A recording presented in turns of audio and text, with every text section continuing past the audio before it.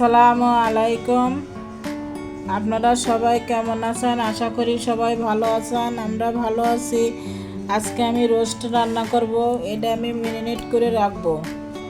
দেখেন আমি কি কি দেই। এখানে আছে মরিচের গুঁড়া, এখানে আছে লবণ, এখানে আছে কালো গোলমরিচের গুঁড়া, আর একটু লেবু দেব।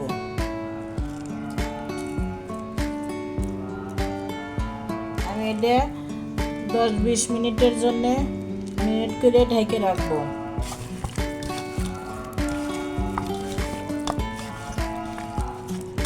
আমি এটা 20 মিনিট পর এটা ভেজে নেব হালকাভাবে।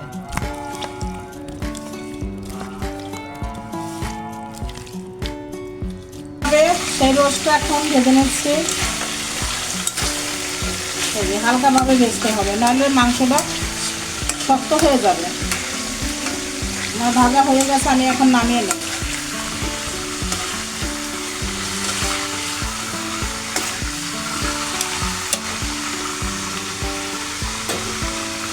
এভাবে আমি ভেজে নিচ্ছি। এই যে হালকাভাবে ভেজে নিচ্ছি রোস্টেড। কিছুটা পেঁয়াজ ব্লেন্ডার করে নেব,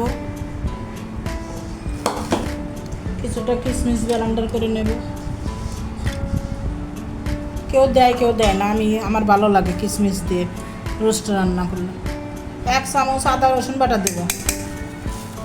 আমি কিছুটা কাঁচামরিচ দেব, দিয়ে আমি এটা ব্লেন্ডার করে নেব।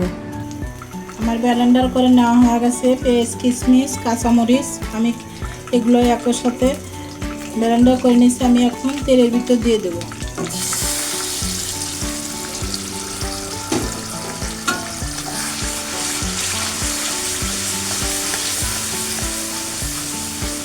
আমি এখন টক দই দিয়ে দিলাম।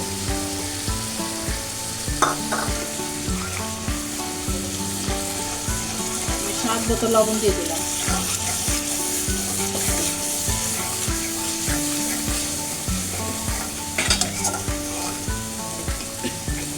হাফ চামচ ধনের গুঁড়া দিয়ে দিলাম।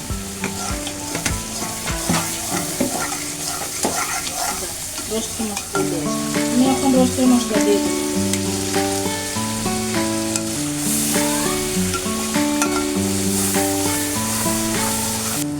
আমার মশলাটা ভাজা ভাজা হয়ে গেছে, দেখেন তেল ছেড়ে দিছে। আমি এখন রোস্টগুলো দিয়ে দেব।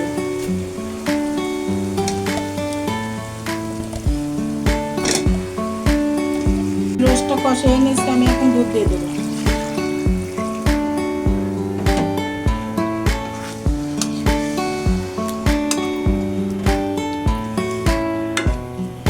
রোস্টের ভিতরে কিছুটা ঘি দিয়ে দেবো।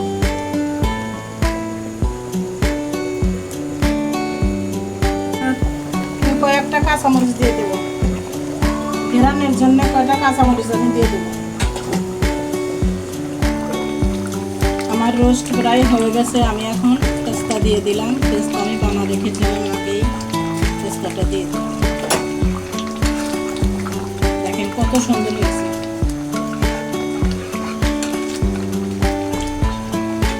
আমার রোস্টটা হয়ে গেছে। আমার বাচ্চারা একটু এরকম রোস্ট পছন্দ করে। আমি এখন নামিয়ে নেব। এই দেখেন আমার রোস্টটা কত সুন্দর হয়েছে। এভাবে আপনারা বাসায় রান্না করবেন, বাচ্চাদের খাওয়াবেন। ভালো লাগলে আপনার আপুকে একটা লাইক, শেয়ার, সাবস্ক্রাইব করে দিবেন। কমেন্টে জানাবেন কেমন হয়েছে। আল্লাহ হাফেজ।